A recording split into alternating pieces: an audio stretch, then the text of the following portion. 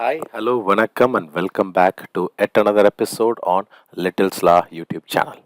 In this video, we will see how to use or how to connect the MySQL database to Neoload, and we will see how to extract the data, and also we will see how to parameterize the value using the database and through Neoload. So before that, let's first create a script so that we can use our data or passing the value to the particular script or into the particular step, and that will help us to understand how does it really work.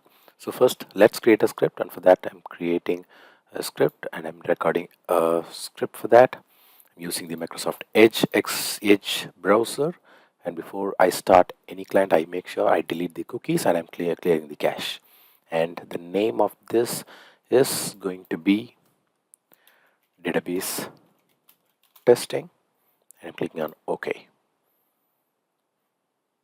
So now we have got the browser, and let me name the transaction. So make sure you follow the best practice of naming the transactions by using numbers while you record, and this will help you to understand and identify the transactions while you're recording.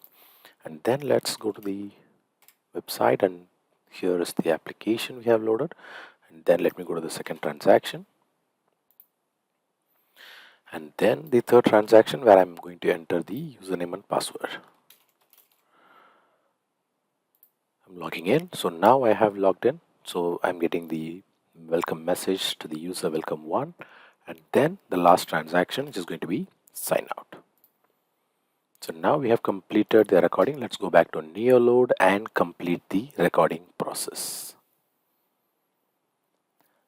So it's another best thing is to remove the unwanted URLs which you do not require for the scripting. So here, this is the only URL that I need. So I'm just having that, and I'm just removing all the other URLs which you do not want to have as part of the scripts. And then I'm clicking on next. And this is another option where you want to search for any dynamic parameters. So Neoload will go through your framework rules, will search for any generic dynamic parameters, and in case if they are present, this rule will help us to correlate them automatically. So I'm clicking on next again. There are no framework rules found since this is a very simple and small scripts.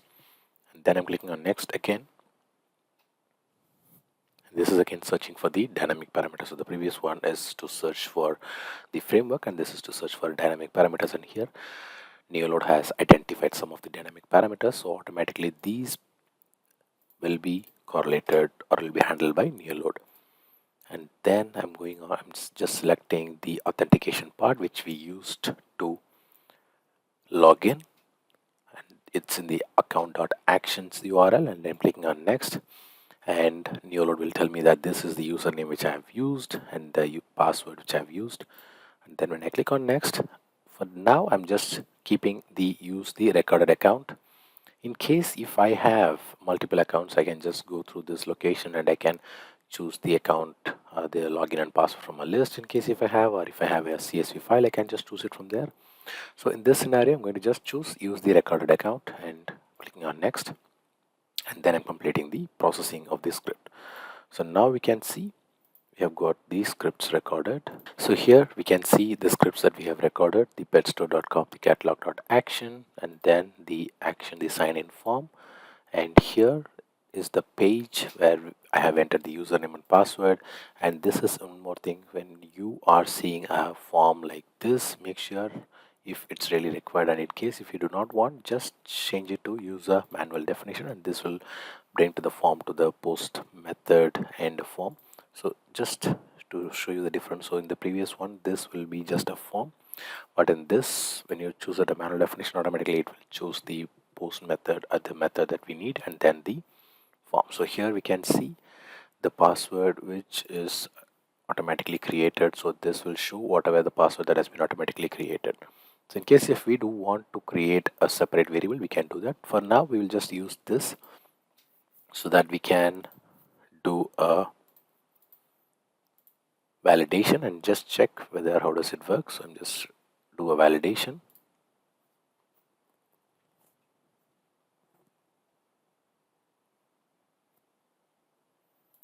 So here we can see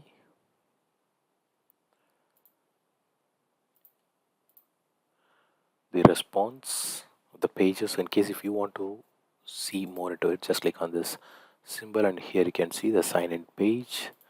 And then coming back to the second action, and when you click on this page, so here you can see the response, the username and password page is being recorded as part of this transaction.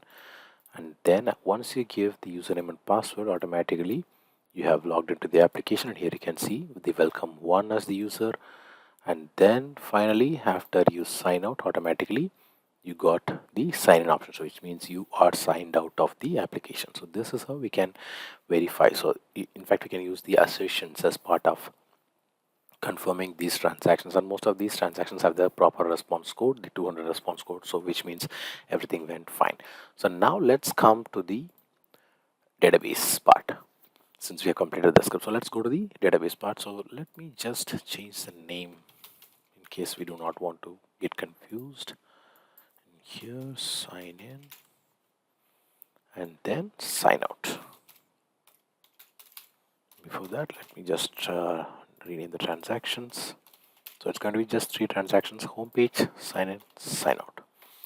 So now let's bring in the databases, and before that, let me just show you a quick glance of how do I set up my database.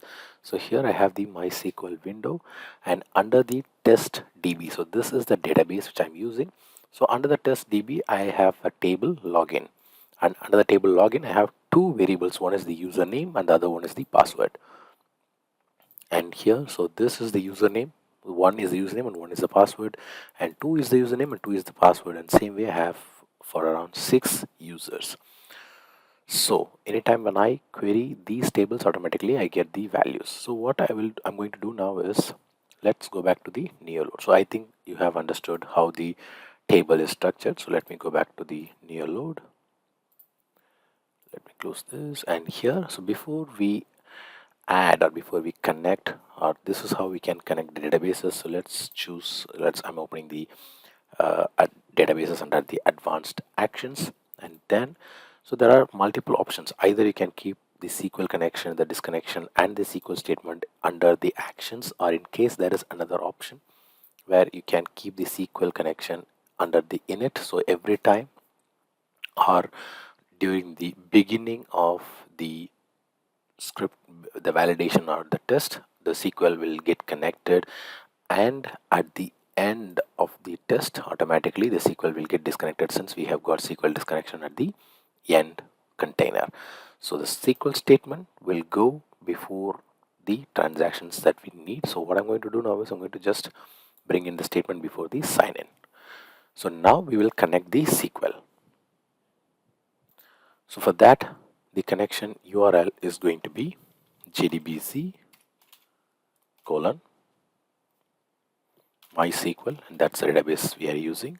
And then since this is in my machine, I'm going to use localhost. And if in case you are using it from a different server or from a different machine, you'll have to bring the IP name of that machine, and then the port number is going to be 3306, and then the database, as I showed you, it's just test DB, and then the connection user. So I have already set up a user, the root user, and then the password for the user.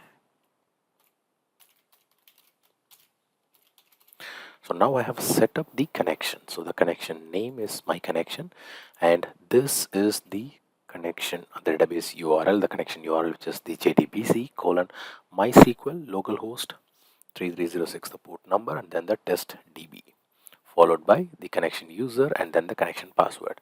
And now let's go to the statement. So under the statement, so here we can see the type is going to be query.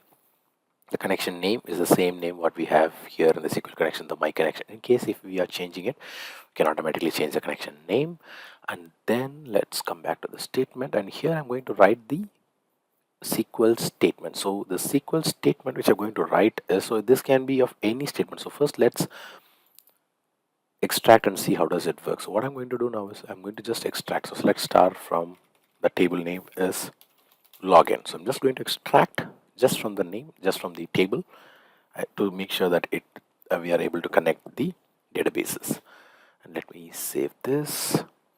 and let's start the validation. Start checking in.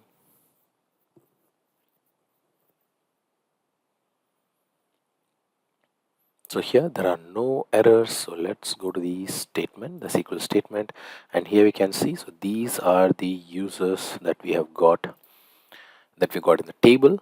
So let's now go back and we will still filter, or still we will make some changes to the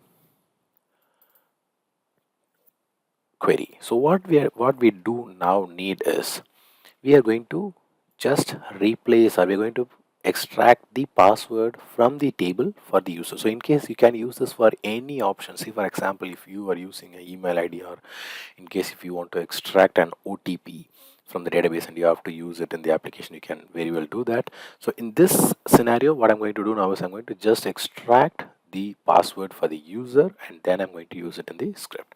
So for that, I'm going to change the SQL statement as select password from the table login, where username equals, so in this example I'm going to just use 1, and then the next very important thing is, we'll have to give the variable name, and the variable name which I'm giving here is password. So after I have created the variable name, I'll have to replace it in the location where I want to change, where I'm giving the password as in the request. So the same way where we give the variable name, so it's going to be password under the expression with the dollar symbol, and then the open and close bracket, and I'm clicking on OK, and I've closed it. So just checking whether is there any other way or any other places I'm giving the password.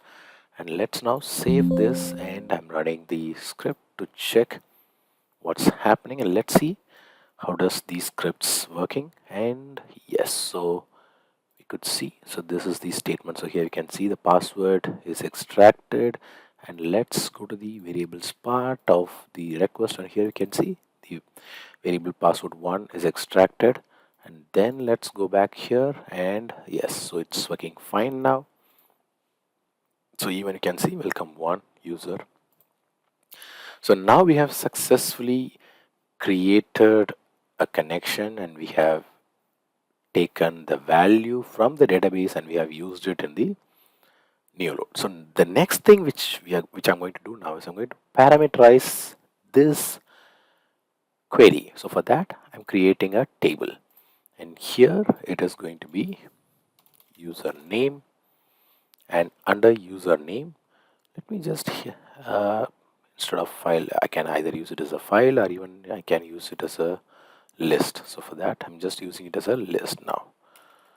I don't want to just make it too difficult, so I'm just giving the names, and it's going to be username, and then so I'm just having it 1, and then the next one is going to be 2. So in case, if see, there are multiple options, we can use the file or the SQL, even you can use SQL. So there are multiple options. So for now, I'm just going to use this as my option. So I have added the 5 values, so 1, 2, 3, 4, and 5, and the order is going to be sequential, or in fact, if you want to be having it as a random, I can just choosing it as a random, and the value will change on each iteration. And I'm clicking on OK. So the value which I'm going to replace is username. Clicking on OK, apply, OK. So now we have created a variable, and what I'm going to do now is, I'm going to replace the value where. So I'm going to just go to the SQL statement, and here I'm going to replace the variable. So let's see whether the variable that we parameterize is passed to the SQL and it's getting created. So I'm just closing it. So this, sorry, it's going to be username again, sorry. So it's going to be username, which we are going to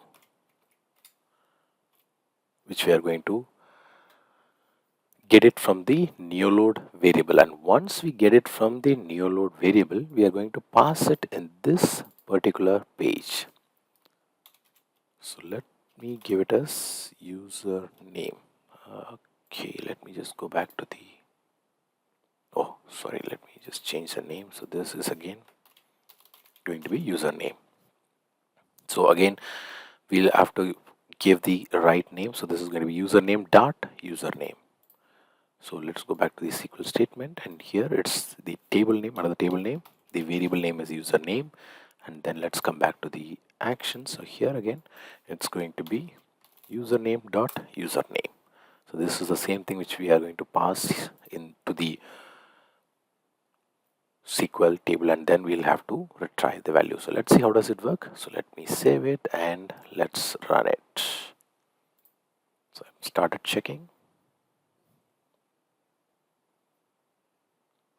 and yes, we have got the variable successfully executed. And let's see the variable. So we have used the username 1 and the password is extracted. So now let's do a advanced where we can give 3 iterations, and let's see how does it work. Let me start checking.